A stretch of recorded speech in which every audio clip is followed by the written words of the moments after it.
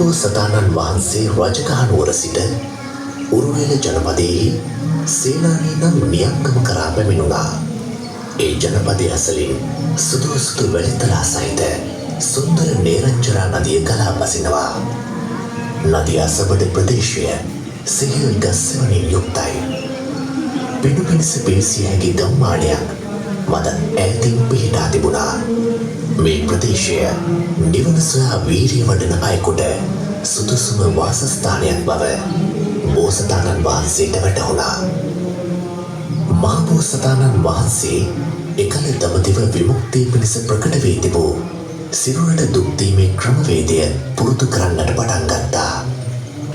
දිවෙන් උඩුතල්ල තද කරගෙන දත්වලින් දත් ගටාගෙන අකුසල් බැහැර කිරීමට දැඩි අධිෂ්ඨානයකින් වීරිය කළා.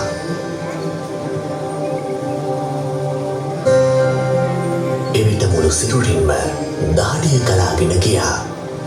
තද හිසරදය ඇති වුණා. ඉන්පසුව මාරාන්තික දුක් ගෙන දෙන අප්‍රාණික ධානය වඩන්නට පටන් ගත්තා. පිළිවෙලින් නාසයෙන් කටින් කන්වලින් වාතය ඇතුළු වන පිටවන එකත් නතර කළා. සිරුරට අප්‍රමාණ දුක් දුන්නා. උන්වහන්සේ මහ වැස්සේ පවා අප්‍රමාණ වීරිය කළා.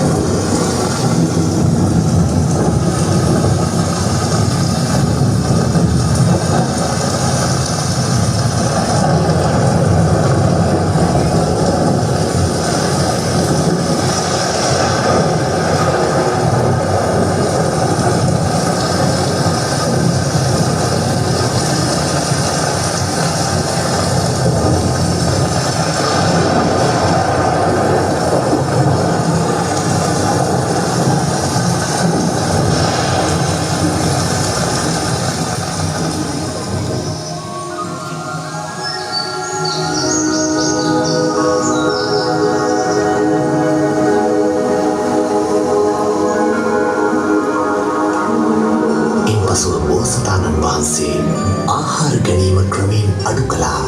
අවසානයේදී සම්පූර්ණයෙන්ම ආහාර පාන ගැනීම නවත්වන්නට තීරණය කළා. එවිට දෙවිවරුන් මෙසේ පැවසුවා.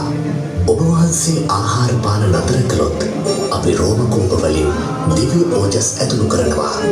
එවිට මහබෝසතාණන් වහන්සේ මෙසේ කල්පනා කළා. දෙවියන් එහෙම කළොත් මගේ අධිෂ්ඨානය බොරුවක් වෙනවා. ඒ නිසා දවසකට හාල් ඇටයක් මුං ඇටයක් හෝ කඩල තැන්වූ ඉස්මෝගුරක් වළඳනවා. බෝසතාණන් වහන්සේ වසර 6ක් පුරා දුෂ්කර ක්‍රියා කළා. උන්වහන්සේ සීඝ්‍රයෙන් කෘෂණ වුණා. අතපය කළුවැල් පුරුක්සේ වුණා. බෝසතාණන් වහන්සේ තම ශරීරය ස්පර්ශ කරද්දී මල් කුණු වී ගැලවී අතට ආවා.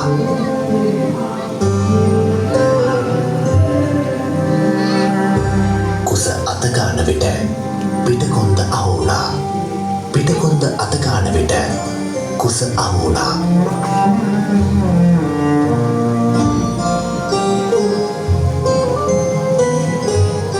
ලෝකේ විමුක්තිය පිණිස යම් ආකාරයකින් දුකක් දිය යුතුද?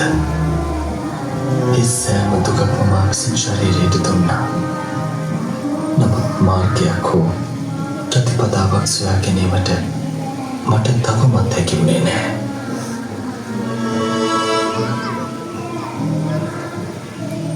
මට මතකයි එදා වප්මකුල් දිනේ දඹරුක් සෙවනේ මගේ සිත ආනාපාන සතිය තුළ සමාධිමත් වුණා.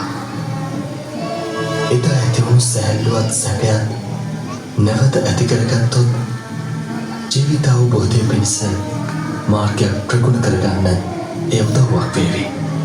ඒ ආනාපාන සතිය වඩන්න මම නැවතත් උත්සාහ කළ යුතුයි. මේ අත්දකින මතානුයෝගයෙන් සම්මා සම්බුද්ධත්වය ලබන්න බෑ. ඒ නිසා මම දැන් ශරීරයට තුත්තිම නතර කරනවා.